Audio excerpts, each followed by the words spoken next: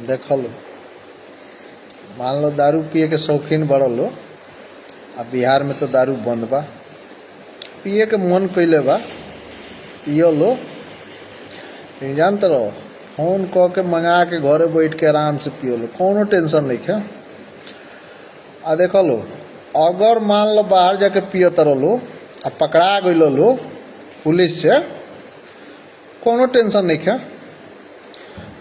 पकड़ा गई लो फ्री में तरा लोग के कम से कम पेशाब टेस्ट, हाई कोर्ट के आदेश बा, पेशाब टेस्ट आ खून टेस्ट करी लो 1500 के टेस्ट करी लो।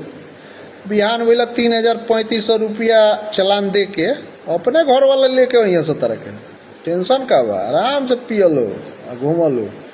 आ देख लो 2500 रुपया 3000 रुपया के वो टेस्टे करा दिए सो, आ 3000-3500 रुपया दे के अपन अथी टेस्ट हो जाई तो तोरो पता लग जाई कि तारा कोनो बीमारी और नहीं खेनू। आ पियले बड़ा तब न बुझाई कि पियले बनी नहीं, कब पियले तो निश्चिंत रहो, पकड़े दो अपने छोड़ दिया सो।